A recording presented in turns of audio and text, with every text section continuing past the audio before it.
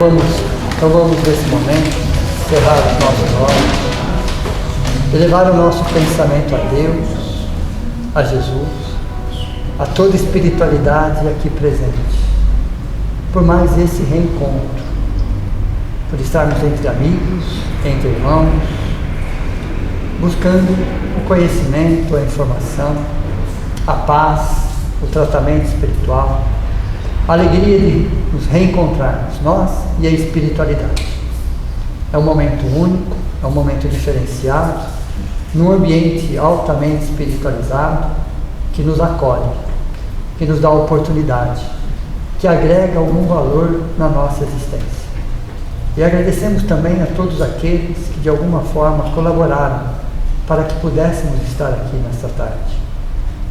Allan Kardec, o nosso codificador, por uma doutrina que nos consola, que nos esclarece, mas que principalmente nos liberta. Há tantos espíritos, espíritas ou não, mas que de alguma forma ajudaram para que essa doutrina chegasse até nós. A toda a estrutura material e espiritual dessa casa. Por mais esse reencontro, esse compromisso que nós assumimos antes da reencarnação, de buscar a espiritualidade, de buscar uma essência, uma razão, uma motivação, um colorido para a nossa existência.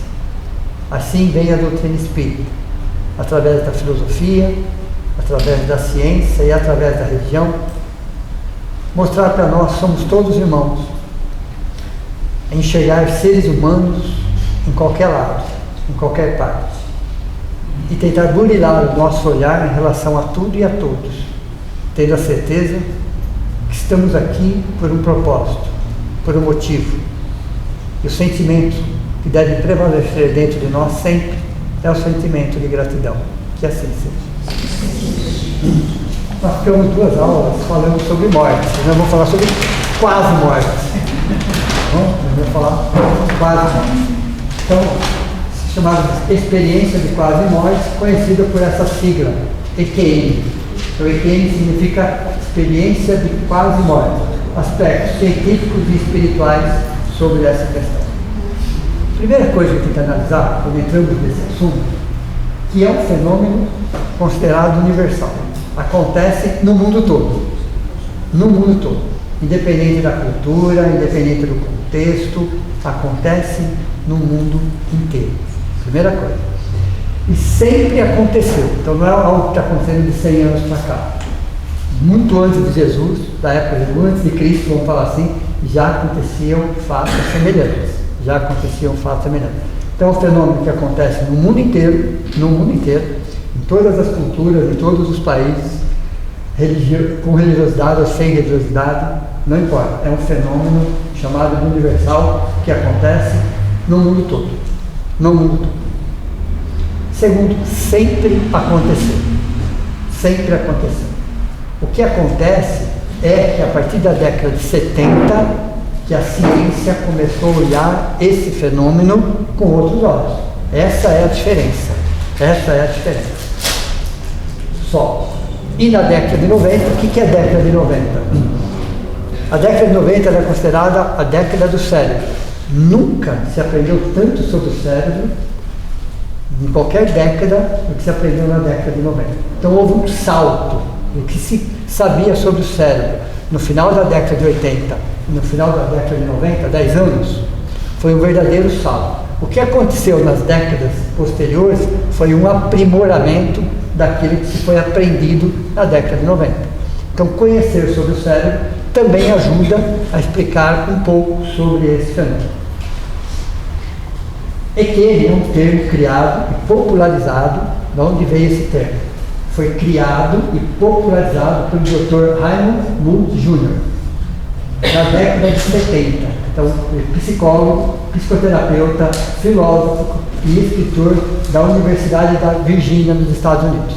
Então, quem que começou a trabalhar isso de forma científica? Foi exatamente esse psicólogo. Depois vieram outros. Na época dele também tinham outros. Mas ele popularizou o termo EQM, experiência de quase morte. E ele, na década de 90, se foi dado um salto nesse sentido. Mas o que é EQM como conceito? Como conceito. E é um conceito universal. Universal. É um fenômeno relatado por pessoas que passam por situações extremas de risco de morte. Mas nós falamos risco de morte, ninguém mais fala risco de vida, né? Falamos risco de morte. Então, é um fenômeno relatado por pessoas que passaram por situações extremas de risco de morte. Elas são frequentes em situações de paradas cardiorrespiratórias. Então, onde elas mais acontecem? Em situações de paradas cardiorrespiratórias. Então, você tem o coração e o cérebro aí sofrendo uma situação de estresse crônico extremo que acaba provocando. Então, a maioria das pessoas que tiveram essa experiência a maioria, não todas, estavam passando por paradas cardiorrespiratórias. Okay? Pessoas que foram consideradas clinicamente mortas, olha interessante, pessoas que foram consideradas clinicamente mortas e retornaram descrevendo sensações. E retornaram, às vezes o cérebro já estava parado, o coração já estava parado, então clinicamente mortas, esperando alguns minutos, elas retornam. E elas descrevendo sensações, afirmando que saíram do corpo. Que saíram do corpo e estão em um outro contexto. Então, esse é o conceito do EQM. Então, esse conceito é um conceito universal. A medicina do mundo todo se baseia nesse conceito quando se fala em EQM. E entre 10 a 15% de pessoas já viveram isso. Isso é mais recente. Antes se falava entre 5% e 10%. E esse número tende a crescer, tá? Esse número tende a crescer. Com a medicina avançando ainda mais, isso vai acontecer com mais vezes. Era de 5% a 10%. Hoje, eles já afirmaram, são as últimas pesquisas, entre 10% e 15% já viveram essa situação. Situações extremas, as pessoas, a maioria estão em hospitais, com paradas cardiorrespiratórias, ou mesmo em coma, as pessoas retornam e relatam praticamente as mesmas sensações. As mesmas sensações. Interessante, porque aí você tem todo tipo de pessoa. Você tem aquele que tem a religiosidade dentro dela, você tem ateus. E esses dois falando a mesma coisa. Culturas diferentes, religiões diferentes, situações diferentes, e quando eles voltam, todos falando a mesma coisa. A maioria de acordo com as suas crenças, culturas, épocas, religiosidades, ateísmo, estilo de vida, trazem sensações muito parecidas. Então, se você tem uma questão religiosa voltada ao cristianismo, você vai trazer aquilo. Se você tem uma condição religiosa voltada ao budismo, você vai trazer aquilo. Cada um com a sua referência, mas todas falando basicamente a mesma coisa. Essencialmente falando, todas estão falando a mesma coisa. Vai mudar nomes, só vai mudar nomes de acordo com o ser humano. Mas quais são essas sensações? Sensação de flutuar. Está fora do corpo, está assim, o corpo está ali, você está acima do corpo, vendo tudo o que está acontecendo, as conversas inclusive, e às vezes vendo o que está acontecendo no outro quarto, no corredor. Olha, interessante isso. Você está vendo o que está acontecendo, você vê o seu corpo, vê tudo que está acontecendo, todos os procedimentos, e às vezes você consegue enxergar o que está acontecendo fora dali. É interessante isso. E às vezes sai até dali e vai para um outro contexto. Vai até para casa. Aí volta. Ou encontram pessoas. Então, essa sensação de flutuar é acima do corpo. Você vê o corpo aqui, você está acima do corpo. Todos relatam as mesmas sensações. A presença de uma luz. A presença de uma luz, todos relatam, olha, eu vi uma luz. Outras falam que é um túnel, como se fosse um túnel, e a luz no final do túnel. Outros falam, eu só vi a luz. Então, a presença de uma luz. Uma paz absoluta. Uma paz absoluta, sem dor nenhuma. uma paz absoluta, um túnel com uma luz no final, perde-se a noção de tempo, se é presente, passado e futuro, parece estar num contexto diferente, o tempo cronológico não faz sentido nenhum, então você perde a noção de tempo, está num ambiente diferenciado, alguns reencontram entes queridos já falecidos. Também se ele for espírita, é pior, a gente eles adoram. E aí vai ficar bom, né? Você vai falar morri. Com entes queridos já falecidos, nos relatam estar em outro local longe do corpo do hospital. Então essas sensações aqui são muito parecidas em todos os casos. Cada qual vai falar do seu jeito, claro, evidente, mas é a mesma sensação. Essas são as características principais de todas as pessoas que passam por essa experiência. Depois dessa experiência, a maioria, quando volta de uma situação dessa, melhora sobre algum aspecto. Porque é uma experiência muito forte.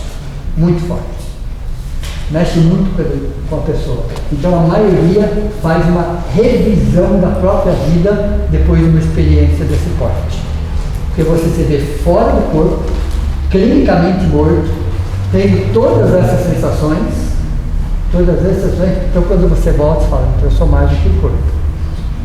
Tem alguma coisa a mais que eu preciso entender como é que é as pessoas. Então a grande maioria, quando volta, faz um processo chamado de revisão.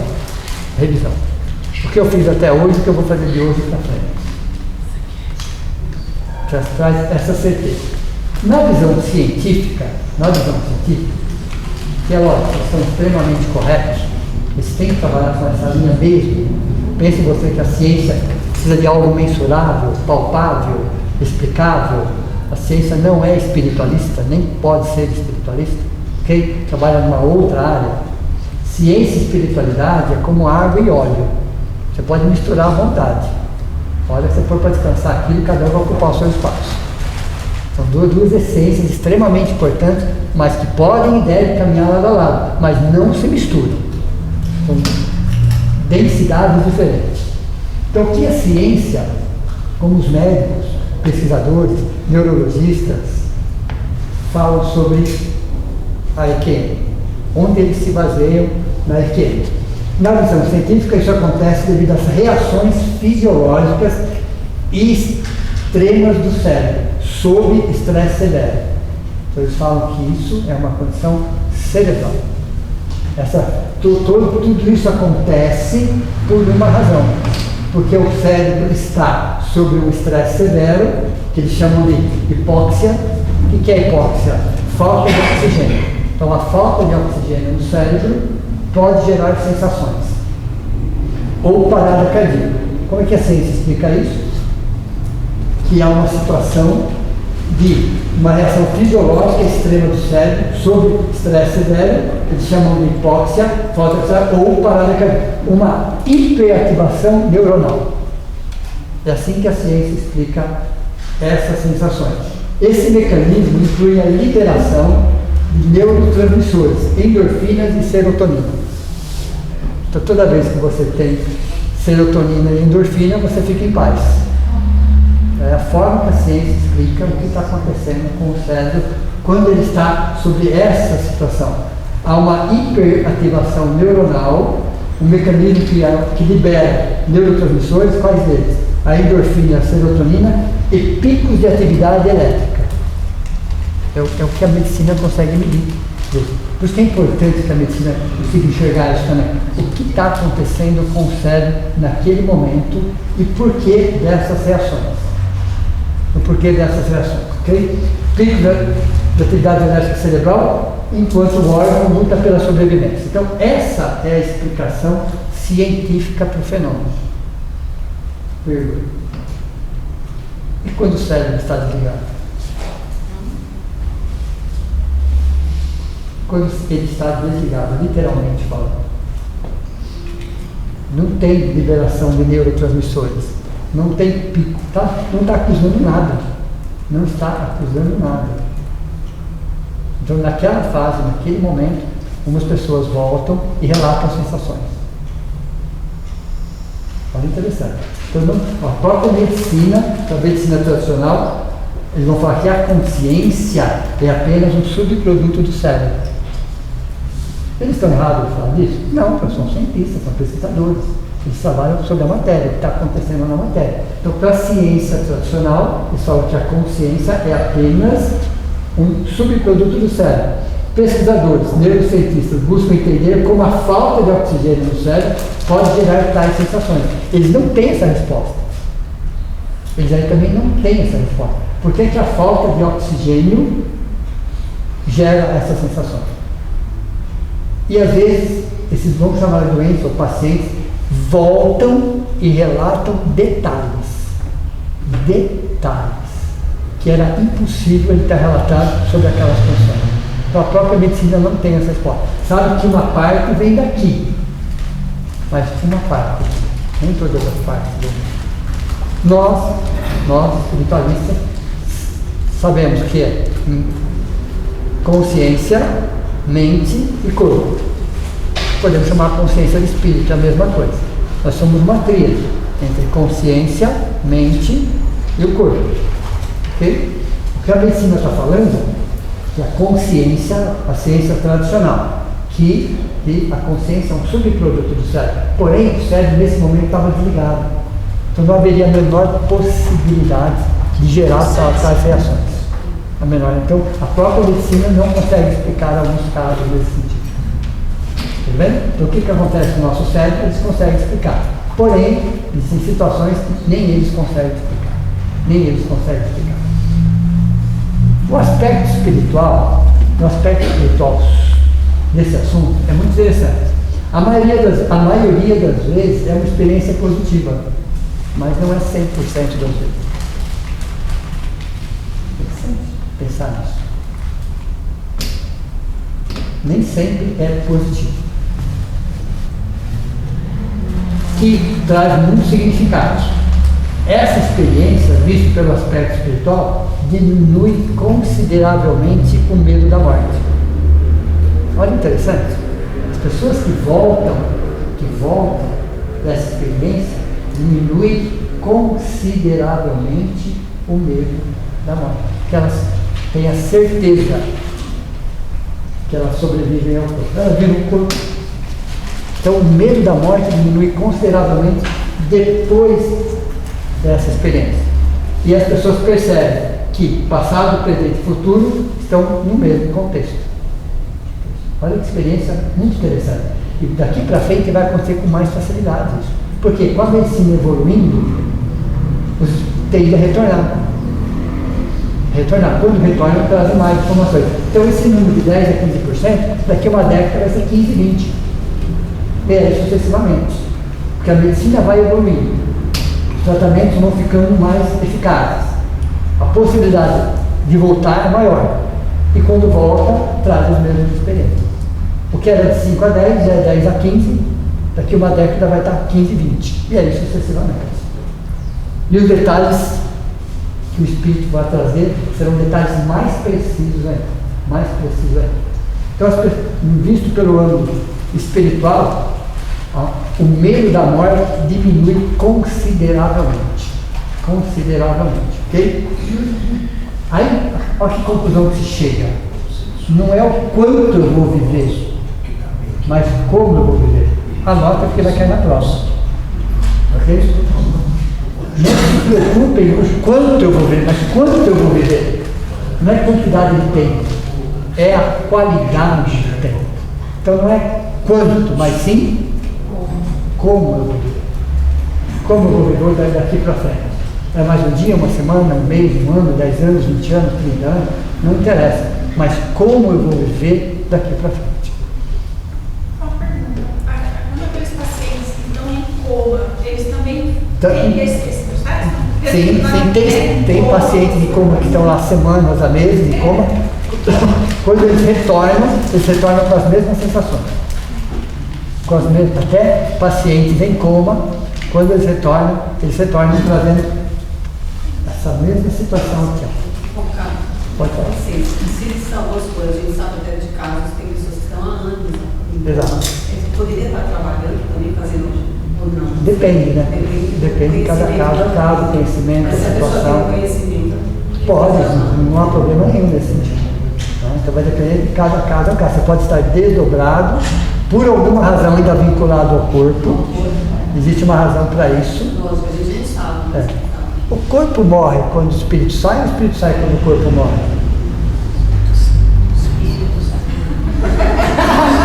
É só por um espírito. O espírito sai quando a gente morre, o espírito O sai. espírito sai quando o corpo morre, ou o corpo morre quando o espírito sai? Eu estou fazendo uma coisa. O espírito sai quando morre. Morte física. Quando tem a morte física, o espírito sai. Exato, porque você não tem mais fluido vital. Tá vendo? Tem um Você corte. não tem mais fluido vital. O que segura o espírito no corpo é algo chamado fluido vital. Por isso que as mortes chamadas de bruscas, demoram um tempo maior para essa liberação, porque ainda você tem muito fluido vital ali, um acidente, por exemplo. Ainda você tem muito, cada caso é um caso, ok? Mas quando é uma morte brusca, você tem uma quantidade muito grande de fluido vital ali, e isso de alguma forma ainda segura o espírito.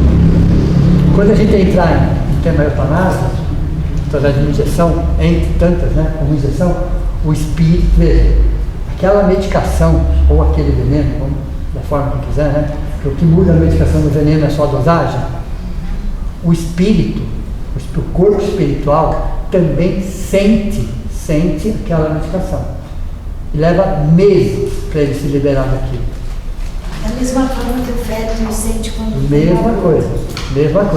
Então não atinge só o corpo físico. Uma vez dada a injeção letal, o corpo físico vai morrendo. Sim, mas aquilo atinge o corpo espiritual. Só que o corpo espiritual, ele é 1000 vezes mais leve que o corpo físico. Então imagine o impacto da injeção no corpo 1000 vezes mais leve. Entenderam ou não? Então se o corpo aqui vai levar algumas horas, o corpo lá vai ficar meses para se recuperar. Meses para recuperar. Então enquanto tiver fluido vital, o espírito ainda está ligado ao corpo. Então no coma, você ainda tem fluido vital. Então você tem vamos chamar assim, tá? Um cordão. Foi chamado de cordão de prata. É só o nome, que é uma energia girando tão rápida que dá um sentido de prateado. Por isso que foi chamado cordão de prata. É o que liga o corpo físico ao corpo espiritual. Tudo bem? Entendeu? Então quando tiver esse cordão, e esse cordão é extremamente elástico, tá? Não se preocupe muito longe não, tá? Ele não quebra, ele não rompe, não tem problema nenhum. Onde você estiver, você está ligado. Então o que diferencia o encarnado e o desencarnado no plano espiritual? É o cordão. É muito fácil reconhecer quem está encarnado e quem está desencarnado pelo cordão. O encarnado tem o cordão, o desencarnado não tem o cordão. Tudo bem? E esse cordão é tão interessante. Quem leu o livro Nosso Lar, uma hora, André Luiz é convidado de fazer um tempo que ele já estava na colônia do Nosso Lar, ele é convidado a receber os samaritanos. Quem leu o livro vai lembrar desse trecho. E ele vai lá com toda boa vontade, receber os samaritanos. Quem eram os samaritanos? Aqueles que iam resgatar espíritos do umbral. Quando ele vê os samaritanos chegando, ele começa a ficar com muito medo. Porque tinha algum no meio dele lá que eram horríveis, literalmente falando. Ele ficou com medo mesmo. De se esconder do lado do guardião assim, porque ele ficou com muito medo daqueles ali. Porque eles pareciam verdadeiros monstros, literalmente falando. Ele tremia de medo, ele não entendia o que estava acontecendo. Aí o guardião falou, não, somos encarnados, eles são felizes assim mesmo. Porque o cordão, ele puxa as coisas para baixo, deu um monte de cordão assim. Então ele vai deformando o corpo espiritual. Então parecia algo saindo da fundo da lava. Horríveis, literalmente falando. Mas eram encarnados, desdobrados, trabalhando como samaritanos em Nosso Lar. Então o que diferencia o encarnado do desencarnado no plano espiritual é o cordão chama-se cordão de prata. Quando se rompe esse cordão, aí você tem um desligamento. Então esse cordão tem a ver com o quê? Com o corpo físico e com o duplo etérico. Já ouviram falar do duplo etérico? Corpo físico, duplo etérico, corpo espiritual, corpo mental inferior. Querem continuar? Corpo mental superior. Viu como vocês sabem? O duplo etérico, vamos falar que seria o segundo corpo de baixo para cima, tá? Ele não tem detalhes. É a forma humana, todo esbranquiçado, mas ele não tem detalhes dos olhos, do nariz, ok? Ele tem a forma humana. E ele, uma vez que o corpo está morto, vamos falar assim, ele ainda fica 40 dias planejando. Fica para ser dissolvido na natureza, ele leva em torno de 40 dias, chamado duplo etérico, ou corpo etérico mesmo. A maior fonte desse corpo, que vale ouro, porque é vitalidade pura, estão nos cemitérios. Porque todo dia tem gente sendo enterrada. Então no cemitério, aquela névoa que vocês já ouviram falar, uma parte é névoa, mas uma parte é fluido vital. Por isso que no cemitério você tem os guardiões. É eles que cuidam disso. Normalmente são os guardiões da Umbanda que trabalham nos cemitérios. Para que não haja roubo, literalmente falando, de obsessores dessa energia. É uma energia ectoplasmática. Mas eu me lembro que às vezes acontece isso, né? Quando os guardiões perguntam, então qualquer pessoa pode entrar? Eu acho que pode. Mas se alguém quiser entrar lá com más intenções, estou falando do plano espiritual, tá? Buscar essa fonte de vitalidade, os guardiões não permitem. Pode falar. Em que cargos está utilizada essa energia no mundo espiritual? Oi? Em que cargos pode ser utilizada essa energia no mundo espiritual? Na reconstrução perispiritual. Em cirurgias espirituais. Cirurgias espirituais é utilizada dessa fonte, dessa vitalidade. Vale ouro isso no plano espiritual. E ele fica 40 dias planando ali. A maior fonte é o cemitério, por isso que tem que ter os guardiões. Quem cuida disso são os guardiões da Umbanda. Só entra quem permite. Então você pode retirar isso daí? Pode, desde que você vai utilizá-lo para um fim digno. Então para cirurgias espirituais. De encarnados e de desencarnados. Porque é vitalidade pura. Vitalidade pura. Então fica planando uns 40 dias, depois a própria natureza absorve. É vida. Aquilo ali. Então o nosso duplo etérico, o corpo etérico, é um corpo esbranquiçado, ok? Não tem detalhes, mas é ele que é o intermediário entre o corpo físico e o corpo espiritual. Ele fica no meio. E como o corpo é queimado? Não tem problema nenhum, o mestre mata com ele. Não tem problema nenhum nesse sentido. Ele fica planeando da mesma forma, né? E aí os guardiões buscam isso e levam para um fim digno. Mas obsessores, transformações perispirituais, eles utilizam disso também. Isso é fonte de alimento. A cirurgia espiritual é feita no duplo etérico. No duplo etérico. As cirurgias espirituais são feitas no duplo etérico. O corpo pode ser cremado, não tem problema nenhum. No caso da cremação, o que a doutrina espírita aconselha? Nada contra, tá? Mas pede para se esperar pelo menos 72 horas. Por quê? Porque às vezes o espírito ainda está pegado ali. Em alguns casos não, já foi embora. Mas em alguns casos ele está pegado. Mas em todos os casos, em 72 horas o espírito já não está mais indo por perto. Então se pode queimar sem problema nenhum. Sem problema nenhum. Okay? Então se pede, se aconselha pelo menos 72 horas. Agora, em caso de suicídio, não é como ele é a O quê? Não, porque o espírito ainda está muito perto daquilo aí. O suicídio já é uma outra situação. Uma cremação, no caso do suicídio, pode gerar um transtorno maior. Pode gerar um transtorno maior. Porque cada caso é um caso, não dá para a gente generalizar. Mas não é aconselhado, no caso do suicídio, fazer a cremação, porque o espírito ainda fica vinculado. Então dá para vocês imaginarem, a gente comete suicídio, que o fluido vital está ali. Então o espírito tem uma dificuldade muito grande de se deslocar em função do fluido vital. Então quando o corpo morre, o espírito sai. Deu para vocês entenderem? Não é porque o corpo saiu que o espírito morreu, é o contrário. O corpo tem que morrer. O que é o corpo morrer? Você não tem fluido vital. O que liga o espírito ao corpo físico é um fluido, chamado fluido vital, concentrado no duplo etérico. Aí nós vamos para o plano espiritual, estou no livro Nosso Lar ainda, em André Luiz, e aí ele trabalhou o dia todo e foi descansar, e sonhou. Lembram disso ou não? Houve um deslocamento Ele ficou com o corpo espiritual dormindo, literalmente falando. Aí houve um desdobramento dele para uma outra região. Para uma outra região. E ele estava ligado por um cordão também. Olha que interessante isso. Ele ainda estava ligado por um cordão, que não é o cordão de prata. Para diferenciar, chamaram o cordão de ouro. Só para diferenciar, tudo bem? É só um nome. Então, quando você tiver um corpo, tiver que deslocar a sua consciência, você fica ligado por um cordão. Se você for encarnado, é o cordão de prata. Se você for desencarnado, houver uma projeção, é chamado de cordão de ouro. Só para diferenciar um do outro. Só para diferenciar. Então, mesmo desencarnado, nós temos um cordão. E aí, o que acontece? Ele foi para uma região, e ele sonhou. Todo sonho é um simbolismo. Você tem que saber interpretar aquilo. E aí, um dos sonhos do André Luiz fala que eu estava remando contra a correnteza. Olha, interessante. É um símbolo isso. Eu estava em um bar, tinha um barqueiro. O que é o barqueiro? Eu estou levando para um lugar que você não sabe o caminho, a necessidade do barqueiro. Ele não sabia nada do plano espiritual. Então, o subconsciente dele estava gerando um símbolo. Ele estava sendo conduzido. E dentro dos arquétipos é o barqueiro. Estava remando contra a correnteza. O que é remar contra a correnteza? É ir contra os seus princípios. Deu para vocês entender? Então, todo sonho é simbólico. Você tem que entender o contexto da pessoa para conseguir interpretações. Não é fácil interpretações. Okay? A doutrina espírita não tem interpretação de sonhos. Se explica sobre sonhos.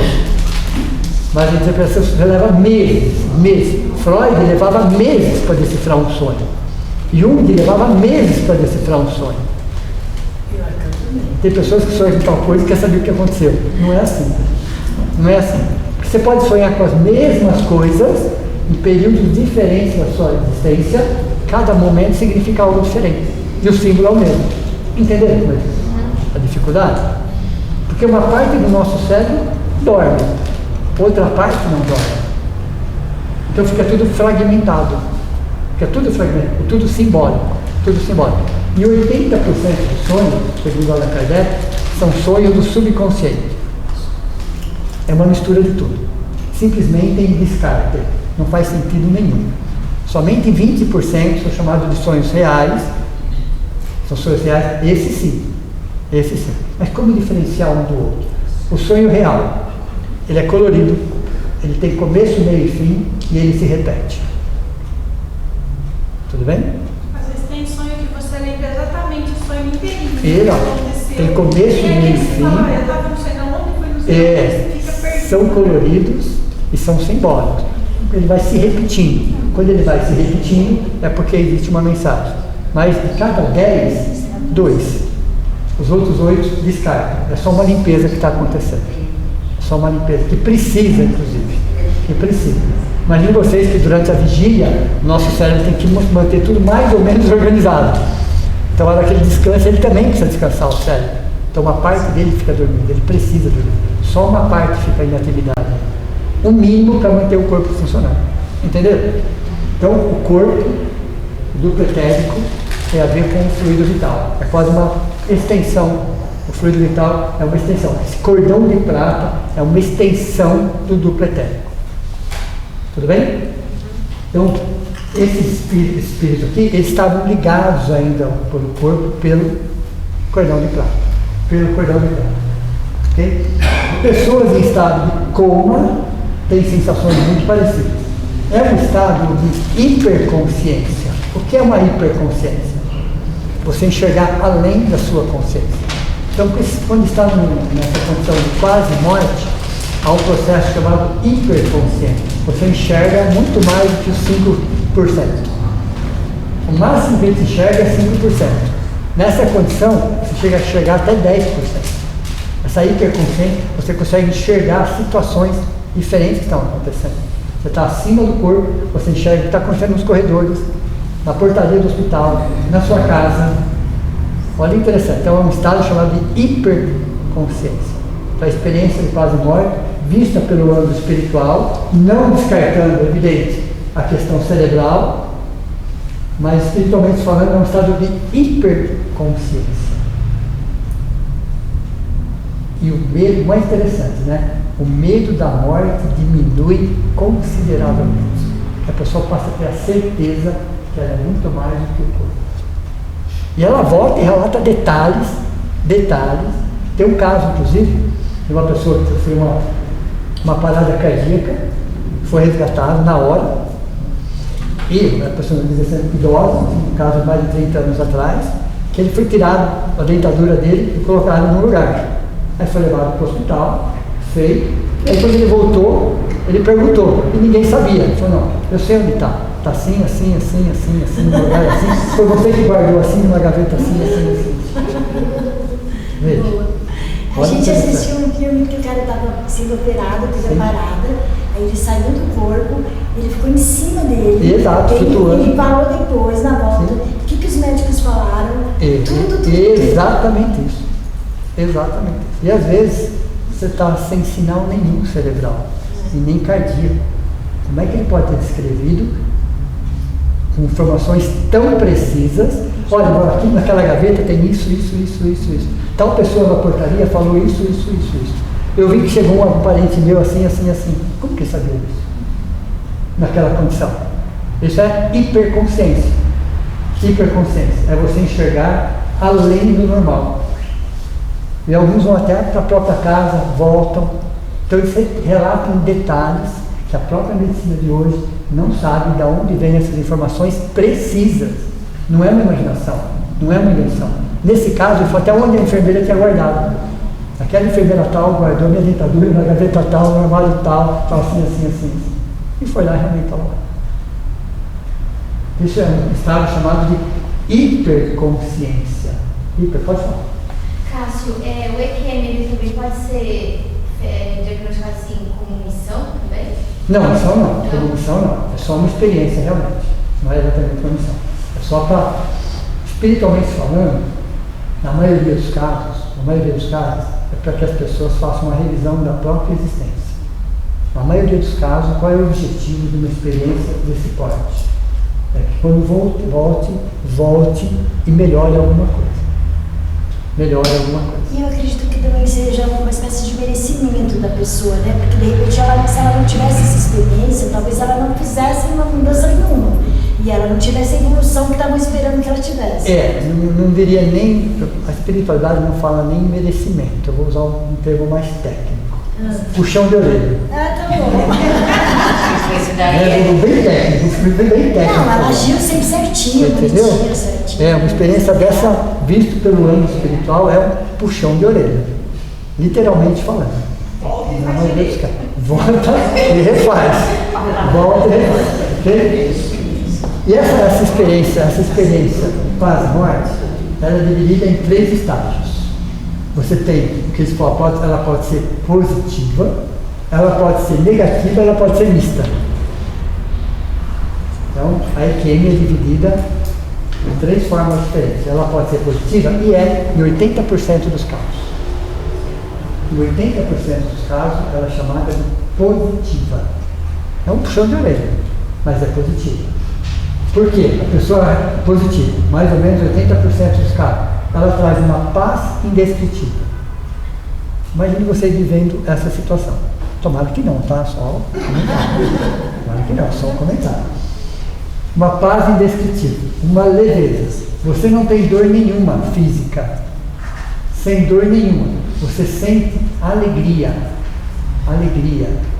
Leveza, alegria. Você tem a certeza da imortalidade.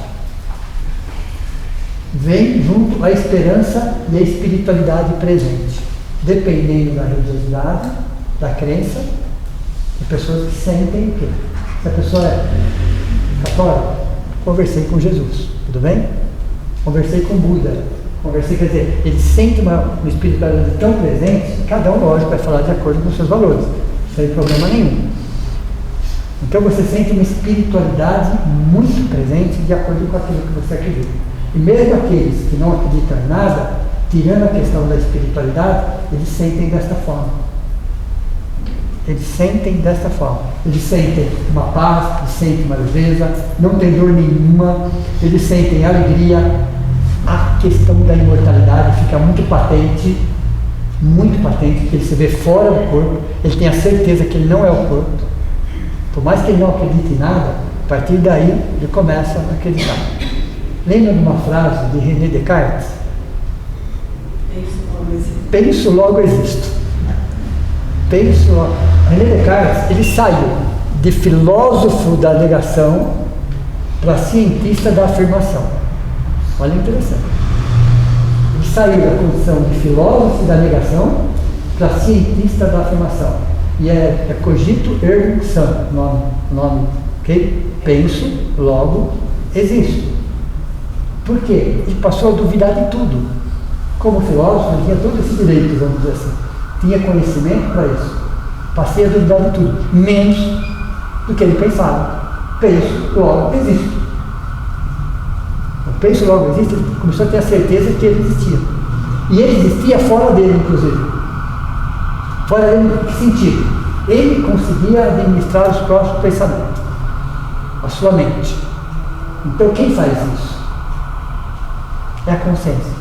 Então, a consciência ela tem que estar fora do corpo, para analisar o corpo. Vou pegar nós. De repente, a gente está pensando em umas coisas menos edificantes. Vocês já pensaram em algumas coisas menos edificantes? Estou usando bem a terminologia de André Luiz. Já se pegaram pensando em coisas menos edificantes? A careta de vocês foi ótima agora. Foi excelente. Foi excelente. Foi excelente. Sinceridade. Aí alguma coisa dentro de nós foi assim, viu? Está pensando nisso por quê? Não faz sentido nenhum ficar pensando nisso. Mas parece que algo está nos corrigindo. Quem que é esse algo? Não é o seu cérebro. Porque ó, o espírito pensa, a mente reflete, o corpo executa. Tudo bem? Então o cérebro é só um processador de informações. A mente reflete. A mente é uma mistura de tudo. Ok? E o corpo executa. Então quem está analisando os seus pensamentos ali não é a sua mente. É a sua consciência. É a sua consciência que está analisando o que você está pensando. Então nós somos uma consciência. Muito mais do que um corpo. Então a noção de imortalidade e de consciência fica muito patente. Então eu não sou meu corpo. Eu consigo enxergar muito além do que meus olhos físicos enxergam. Mas no caso, a licença, mas acontece isso com todos? Veja, 80% dos casos. 80% dos casos, ok? 80% dos casos a sensação é essa.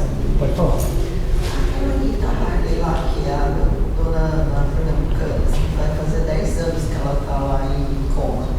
Que processo que ela está atendendo, então? É difícil falar, porque cada caso é um caso, cada situação é. Existe uma razão dela estar 10 anos em coma, com certeza. Mas qual o porquê e a razão dela ou do sabiá?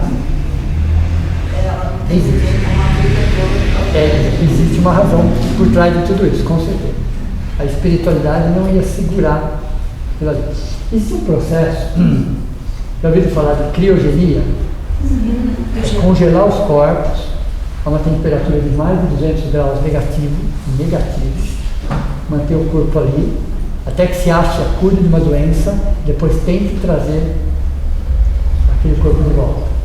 Isso pode levar décadas. Pode levar décadas você chegar à cura daquela doença. Vamos supor que isso fosse possível. Porque o espírito não vai ficar aí. Mas vamos supor que, quando você volta daqui 30, 40 anos, como é que está o contexto? Você parou no tempo, vocês concordam? Você parou naquele tempo. O contexto mudou completamente. Completamente. Tem um filme maravilhoso, inclusive, chamado O Homem Bicentenário.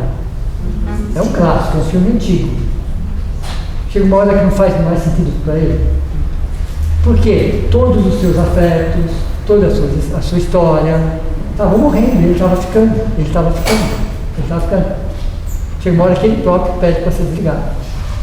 Então esse filme também mostra que é tudo uma questão de ciclos. Tem 80% dos casos, acontece isso. Mas tem 10% dos casos que é uma experiência negativa. A EQM passa a ser uma experiência negativa. Negativa, literalmente falando. O que acontece? Gera angústia, gera medo, gera desespero, gera incertezas, gera pânico e gera estresse. Você está fora do corpo. Você não tem controle de mais nada. Pare para pensar. O cara é Você narcisista. está fora do corpo, o cara é narcisista, tudo bem? Ou você é extremamente apegado, você vê que você está fora do corpo, ouvindo tudo que estão falando, principalmente os parentes, tudo bem? Está tudo ali. Isso gera em você uma angústia, gera um desespero, que você quer voltar, não é assim tão simples, gera incerteza, gera pânico e gera estresse. Então, das EQMs, pelo menos 10% falam, não vi nada disso. Em compensação, eu vi tudo isso. Isso tem a ver com o quê? Com o estilo de vida. Deu para vocês ver? Uma pessoa extremamente apegada. Como eu disse na aula passada, morrer é fácil, basta estar vivo. Desencarnar que é complicado. Morrer é super simples, fácil. Desencarnar, porque desencarnar significa desapegar. Nós aqui estamos preparados para desapegar? Interessante. Porque desencarnar é desapegar. Mas nesse sentido, ele tem algum objetivo para ele ver isso ou é só ele mesmo? Pelo Então, apego que ele tem, que ele acaba ele volta, mas ele relata esse tipo de experiência. Ele enxerga fora do corpo, só que ele percebe que ele não tem controle de nada, de absolutamente nada. Isso gera angústia, gera medo, gera desespero, gera incerteza, gera pânico, mas ele que produz isso, por ver uma situação dessa. Eu acho que tem a ver com o espírito, né? O Tem, tipo de sim, espírito sem dúvida. Imagine você alguém que tem o controle de tudo, absolutamente de tudo. A sua palavra é a única, está numa condição dessa. Extremamente materialista, extremamente consumista, negativista, pessimista. De repente você percebe que tudo que você chamava de valores não são. Ali, tudo que você achar que tem controle sobre alguma coisa, aliás, por falar, do que nós temos controle mesmo? De nada. nem da gente. Só das nossas reações frente a situações que nós não temos controle. A única coisa que a gente consegue ter um controle são as nossas reações frente a situações que nós não temos controle. E mais ou menos ainda. Então nós não temos controle de nada. Simples assim. Okay? O cemitério é um grande nivelador. Está parando para pensar nisso ou não? Que o cemitério é um grande nivelador. Coloca todo mundo na mesma posição. E aquele corpo que você mexia sem se preocupar com isso, você não consegue mexer um dedinho. Sabe aquele corpo que você mexia a qualquer momento? Você não consegue mexer um dedinho. Dá desespero ou não dá? Mas o espírito vai estar mexendo. E? Pode falar. Eu gostaria de ouvir uma opinião, porque não foi uma experiência de quase morte, foi uma cirurgia que eu fiz de apendicectomia. Não tive parada cardíaca, né? A cirurgia transcorreu tudo bem, mas aconteceu o seguinte: que tipo de experiência será que eu tive? Eu gostaria que você me desse uma luz aí. Não sei se foi o puxão de orelha da espiritualidade.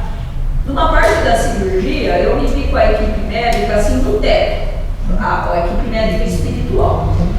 Primeiramente, eu fiquei surpresa, extremamente surpresa. Isso eu me lembro direitinho. Daí eu olhei para o meu corpo lá, estava sendo operado, estava correndo tudo bem, eu estava ouvindo que os médicos encarnados falavam. De repente eu fiquei lá com a equipe médica, eles começaram a conversar comigo, eu não sei o que, eu fiquei em paz assistindo. E eu falei para eles uma coisa assim: nossa, mas eu estou muito bem aqui.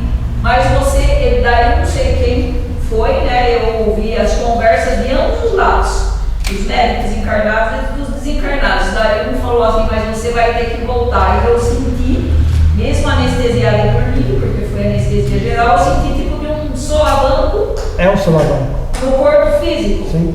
né? Depois de meia hora começou aquele processo de acordar, da anestesia geral, tudo, né? Que tipo de experiência? O que é isso, Cássio? Mesmo que não seja uma parada cardiorrespiratória, é uma experiência que gerou o mesmo fenômeno. Ah, gerou o mesmo fenômeno. Então, eu coloquei a maioria, elas são frequentes, não são 100%, são frequentes em situações de paradas cardiorrespiratórias, são mais frequentes, não quer dizer que seja a única forma de você ter uma experiência desse nível. Então, uma situação como a sua foi uma experiência de quase morte. Porque eu lembro que eu não sentia assim, revolta, desespero, nada. Eu fiquei surpresa, quis constatar se estava viva, constatei, daí eu fiquei tranquila, assim, entendeu? Porque eu vi que estava tudo correndo bem. E daí eu conversava com eles lá, ouvindo tudo o que estava acontecendo entre aspas. O que acontece? É uma experiência de quase morte. Não necessariamente de médico, qual que seria? Depende do convênio médico. Mas como tudo bem, Paulo? Essa é enquadrada numa experiência de quase morte. É enquadrada. Mesmo que não seja uma parada É cardiorrespiratória. porque a anestesia geral. A anestesia geral desloca. Okay? Por que é um solavanco? Por que é um tranco? Porque o espírito ele vem se aproximando do corpo. Chega uma hora que o fluido vital, a força gravitacional do corpo, faz assim, puxa. Literalmente falando. Eu senti assim. Já aconteceu com vocês estarem dormindo, aí volta a dar um tranco, aí você vai cair da cama? É isso. Quando o espírito desdobra, e quando nós desdobramos, qual é o plano que está acima de nós ali, ou do lado? Como é que ele chama mesmo, com a letra U? Umbral. Você tem um umbral grosso, médio e fino. O médio, o fino, onde ficam todas as colônias espirituais. Um umbral médio, onde ficam os postos de serviço. E um umbral grosso, onde fica... Tudo bem? Ficam. Então, o André Luiz, no livro Nosso Lar, ficou no umbral grosso. Ok? E quando nós desdobramos, o umbral grosso é o primeiro contato que a gente tem. Toma um susto. Toma um susto, literalmente falando. E para o espírito, onde que é o refúgio? É o corpo. E ele volta desesperado, porque o corpo é um refúgio. O corpo é um refúgio. Ou está de frente com o obsessor, você volta para o corpo. Então, às vezes, esse retorno brusco se dá por duas razões. O corpo que atrai, mas ele é 1000 vezes mais pesado, e o que a gente enxerga no primeiro momento é um umbral grosso. Ô, Cássio, esse desejo de ficar na paz, e a gente, né, no caso dela, me levou o solavanco, todos eles relatam que é nessa hora do desejo de ficar que... Não o desejo de ficar. Isso é uma experiência de quase morte. Ninguém está de ficar, não. É natural. É normal. O desejo de ficar é normal. Veja, pare para pensar. Você está com uma paz indescritível, uma leveza, sem dor, alegria, imortalidade, esperança e junto com a espiritualidade. Quem quer voltar? Né? Ninguém quer voltar. Literalmente falando. É normal, é natural isso. Aí o seu anjo da guarda, uma equipe do plano espiritual falou, pode voltar que você tem coisa para terminar. Pode voltar que você tem coisa para terminar. Okay? Nem pergunte, porque a resposta é não. Posso ficar? A resposta vai ser sempre não. Isso não é um processo de desencarne, pessoal. É diferente, é uma experiência de quase morte. Você tem fluido vital. Até porque, se desligarem o fluido vital, não é exatamente isso que você vai perceber. É diferente, ok? Então, quando nós desdobramos os sonhos, o primeiro contato é o umbral grosso. Depois pode ser um umbral médio, pode ser até um umbral fino. Você pode trabalhar no umbral fino, nas colônias espirituais, samaritanos. Você pode, mas que você vai passar pelo umbral grosso, talvez você passe, nem perceba, porque você tem o seu orientador do lado, o benfeitor do lado, não só olha se não olha, cabe você para a mão e leva.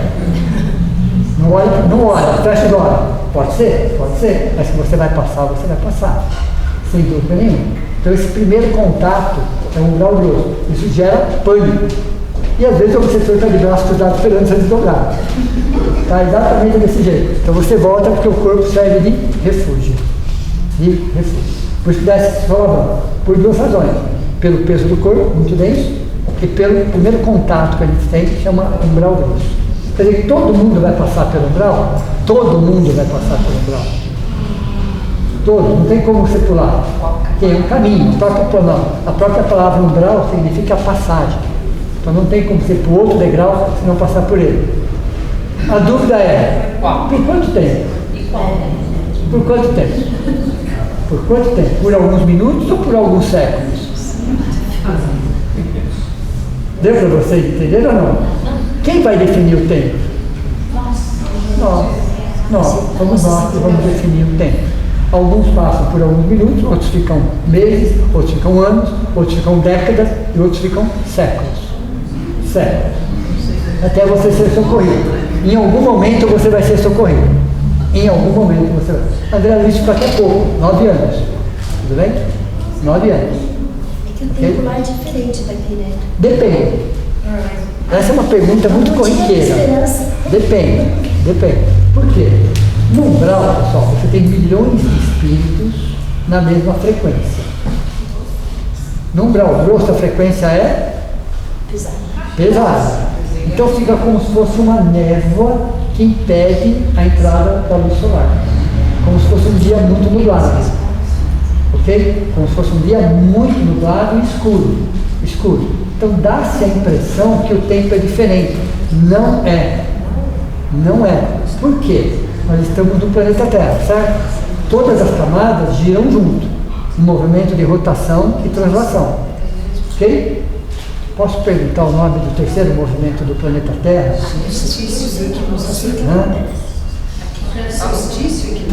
Precessão dos equinócios, mas isso leva 26 mil anos, então tranquilo, ok? Mas rotação e translação é do planeta Terra. Então todas as camadas, elas giram na rotação e translação. Mas no umbral grosso e na subcrosta, o que acontece é que existe uma névoa de formas, pensamentos negativas, onde não nasce uma planta. Ok? Porque fica aquele dia nublado e escuro. Então os espíritos que estão nessa condição, o tempo aqui é diferente. Não é. Vou fazer uma perguntinha. Para quem odeia, o tempo não passa. Reparou ou não? Para quem odeia, o tempo não passa. Ele está com aquele ódio, faz anos dentro dele. Então o tempo não passou.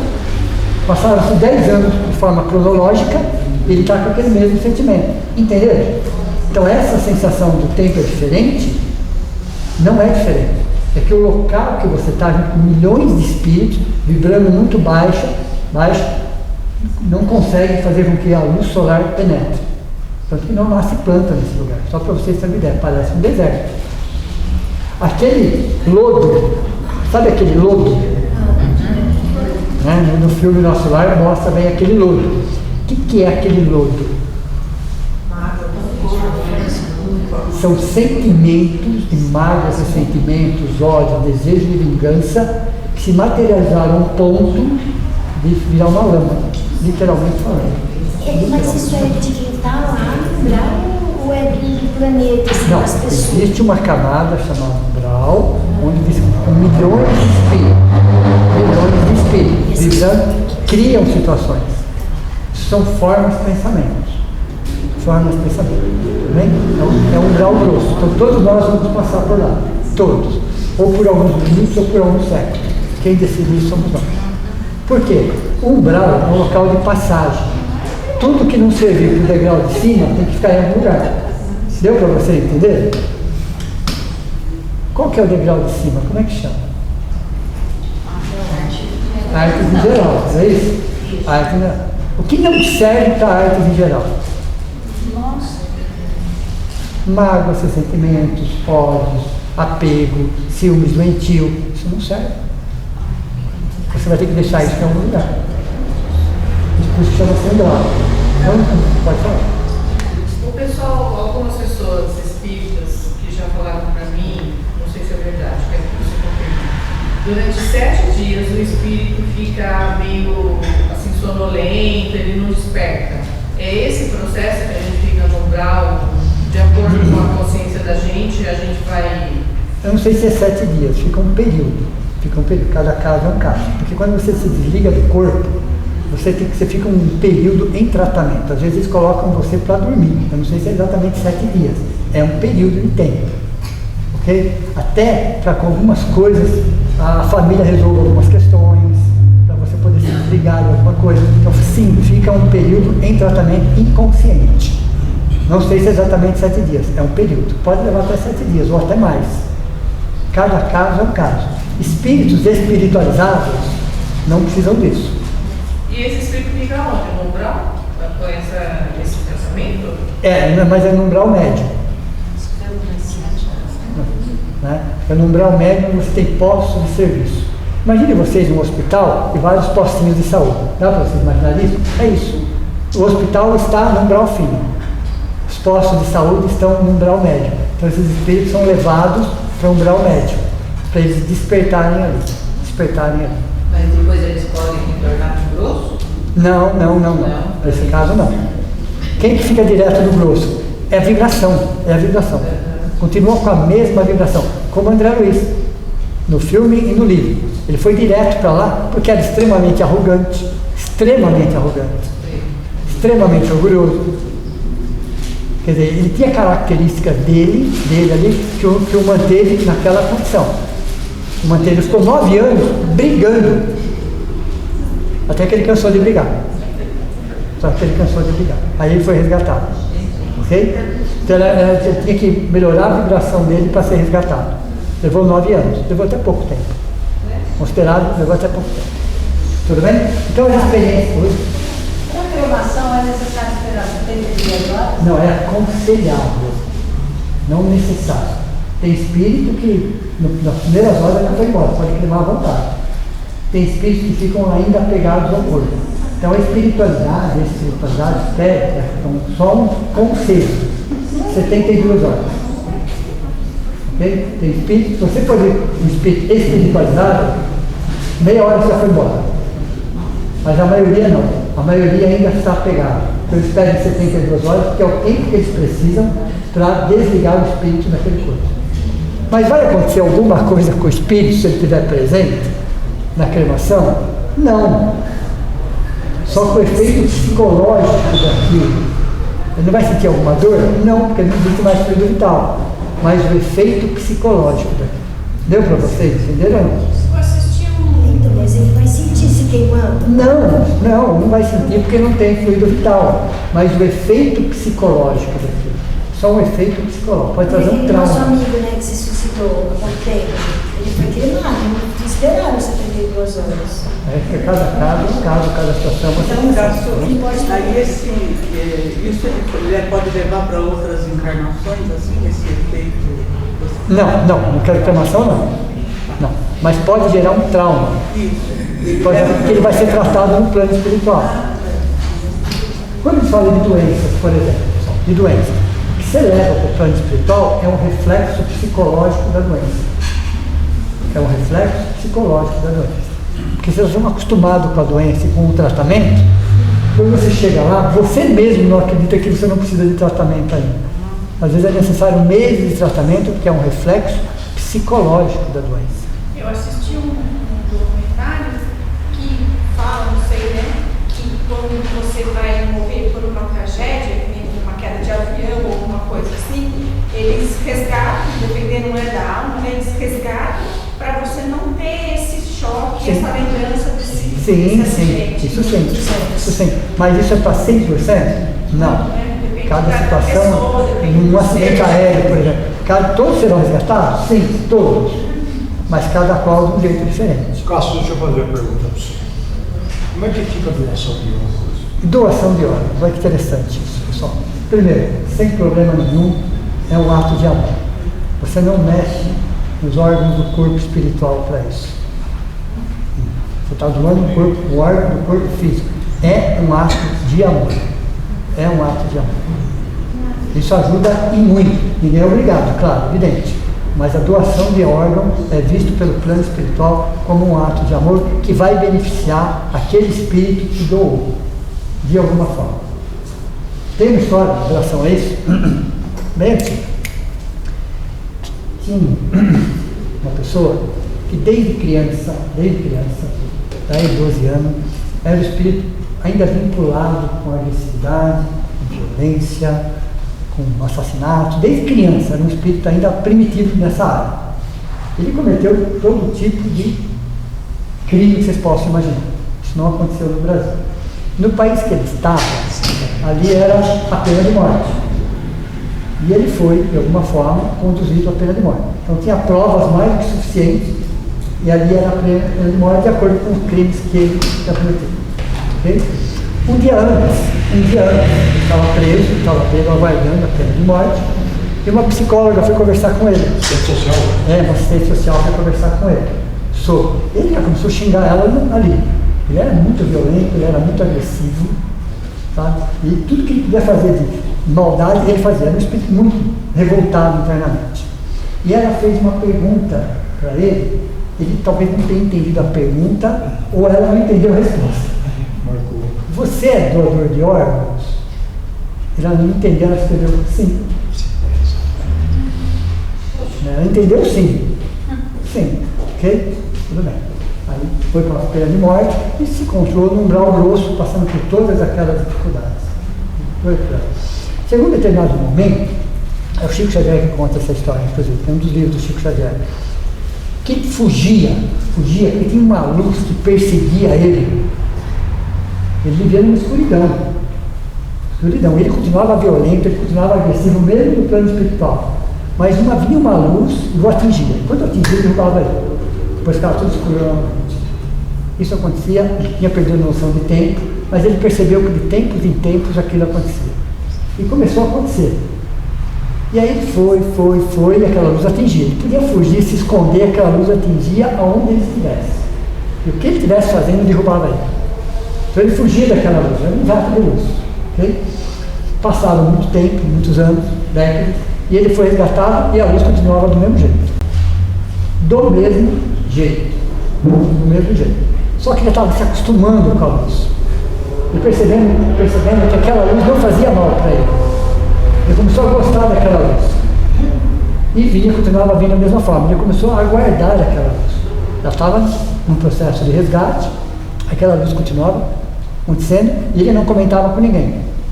Chegou um momento que ele melhorou um pouco mais, ele perguntou para a pessoa que estava cuidando dele: viu, acontece isso, assim, já faz muito tempo, eu nem sei a ideia de tempo disso, hoje eu aguardo essa luz chegar, porque eu sei o quanto ela me faz bem, mas eu passei muito tempo fugindo dela, não adiantava, não me alcançava, e ela continua chegando do mesmo jeito. Né? E aí foram ver, levantar a ficha dele, aí perceberam o que tinha acontecido. Aí mostrou para ele, abriram um telão e mostraram ele na cadeia e a assistente social fazendo pergunta. A pergunta que ela fez e a pergunta que ele respondeu. Ele não respondeu, ele xingou ela escreveu sim. Os olhos dele foi para uma menina. Olha, interessante, que era compatível. E essa menina, todo dia, às 6 horas da tarde, fazia uma prece por ele. Veja, todo dia, 6 horas da tarde, ela não conhecia ele.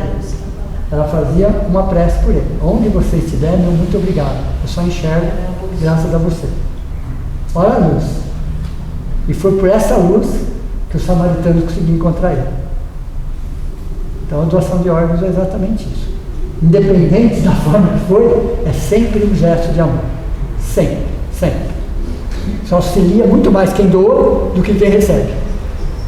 E ele só foi encontrado graças a essa luz e foi tratado graças a essa luz. E continuava recebendo, porque todo dia, às 6 horas da tarde, ela fazia uma oração para ele. Todo dia. Quer dizer, ele só fez uma coisa boa, mais ou menos ainda. Mais ou menos ainda. Porque ele não tinha nem a consciência que estava fazendo. Mas uma única coisa boa já estava ajudando ele no plano espiritual. Então a doação de órgãos é algo realmente, sem ser obrigado para ninguém, claro, evidente, é um gesto de amor. É um gesto de amor. Por isso que a gratidão da menina formou essa luz, e por isso que dizem que no plano espiritual a nossa gratidão faz isso, né? Faz, então, é um jato de luz, era um jato de luz. E os samaritanos só conseguiram encontrar eles graças àquela luz. Eles começaram a ir atrás da luz. De onde sai essa luz? Para onde vai essa luz? Aí conseguiram encontrar com ele. Okay? Então a experiência negativa existe. uma melhoria? Existe uma experiência chamada mista. Na EQM você tem a experiência positiva, a experiência negativa e a experiência chamada de mista. O que é uma experiência mista? Já que entendemos agora o que é positivo e o que é negativo, o que é mista? A mista começa negativa. Ela começa com angústia, medo, desespero. A mista começa negativa. Mas aos poucos o espírito vai percebendo que à medida que ele vai se controlando, ele vai entendendo todo o processo, vai mudando as suas sensações. Então ele sai de um ponto negativo e vai para um ponto positivo. Então mista significa o quê? Começa negativa e aos poucos vai se transformando em positiva. Positiva. Então é considerado limite. A maioria é positiva e a minoria, se divide aqui 10%, é mista. Mas o grande lance da EQM é provar a imortalidade. Okay? É provar a imortalidade e diminuir radicalmente o medo da morte. É um puxão de orelha, literalmente falando, tecnicamente falando, é um puxão de orelha da espiritualidade. Volte e melhore. Volte e melhore o seu estilo de vida. Refaça, revise, ressignifique. Veja o que tem preço e o que tem valor, porque as coisas mais baratas da vida se compram com dinheiro. Às vezes a gente está super valorizando algo que não tem valor nenhum. O que realmente tem valor. Então veja, é diferente. Preço é diferença de valor e o grande recado dessa experiência é: seja ético, seja feliz, aproveite melhor o tempo. Então, visto pelo ângulo da espiritualidade, a EQM tem esse objetivo. Vai se aproveitar de uma situação de uma parada cardiorrespiratória, coma, vai se aproveitar dessas possibilidades? Sim, mas qual é a proposta visto pelo ângulo da espiritualidade? Volte, porque você tem que voltar, tem tarefas para terminar, mas volte com outra perspectiva, com outra expectativa. Procure ser uma pessoa mais ética, corrija, faça perdão, perdoe, busque sim ser feliz, aproveite melhor o tempo. Então esse é o recado da espiritualidade quando se fala em EQM. Por isso que 80% é positivo. A espiritualidade superior não ia jamais, em momento algum, proporcionar uma experiência se não tivesse uma razão, um porquê nesse sentido. E que a gente não precise passar por uma experiência dessa para mudar, para se valorizar, para ressignificar, para revisar. Não é quanto, é como. É como eu estou vivendo hoje. Amanhã é outro dia. O que eu estou fazendo hoje? Eu estou aproveitando na minha vida hoje para ser feliz. Aliás, reencarnando para ser feliz. Existe algo distorcido mesmo no meio espírita que fala assim: reencarnei para resgatar, resgatei para sofrer, para carregar não sei de quem. Nada disso, tá? Isso foi uma má interpretação. Nós reencarnamos para sermos felizes. Reencarnamos para evoluir, para crescer, para aprender, para colocar na prática algo muitas vezes que nós só sabemos da teoria. Nós sabemos muito bem a teoria do perdão, mas na prática a gente está patinando. Então por isso que é importante a prática do perdão. Ter que perdoar por nós. Por nós. Porque numa experiência dessa, evita muitas vezes que você fica num tempo maior no grau. Você passa por uma experiência dessa, você ressignifica o seu valor, mas o que eu fiz? O que você fez é passado. O importante é de hoje para frente. Sempre é de hoje para frente.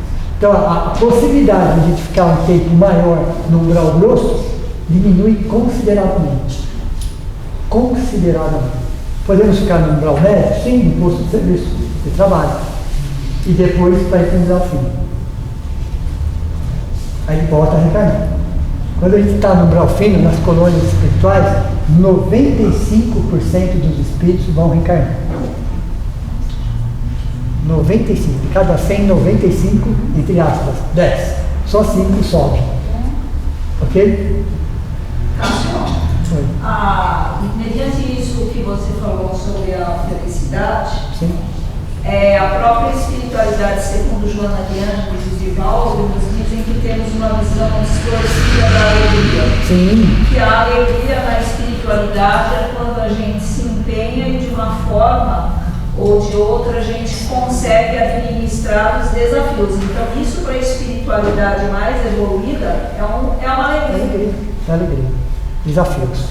Então, nós não temos problemas, nós temos desafios. Alegria para ele, você falou que era trabalho. Exato. Alegria é trabalho. Eu vejo o trabalho lá como uma oportunidade de crescimento. Então, a experiência de quase morte nos traz exatamente essa lição essencial. Essa lição essencial. A gente tem que conhecer, assim, no caso a minha passou por isso, né? Outras pessoas já passaram por isso, o quanto isso é relevante no nosso crescimento como seres humanos. É extremamente relevante como seres humanos. Mas eu acredito que a gente não precisa passar por uma experiência dessa para se melhorar. Não precisa. A gente pode se melhorar cada dia um pouquinho mais. Tudo bem? Você quer perguntar mais alguma coisa? Vamos encher.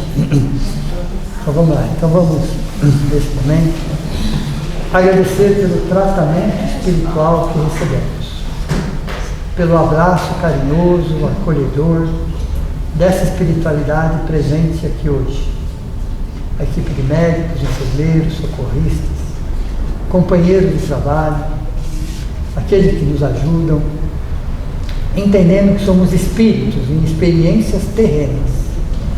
Estamos aqui de passagem, nessa abençoada escola chamada Planeta Terra, que nos dá a oportunidade do estudo, que nos dá a oportunidade do crescimento, da prática do bem, de reavaliar os nossos valores, de sermos éticos, de sermos um pouquinho melhor do que fomos ontem, e tendo sempre o sentimento de gratidão dentro de nós.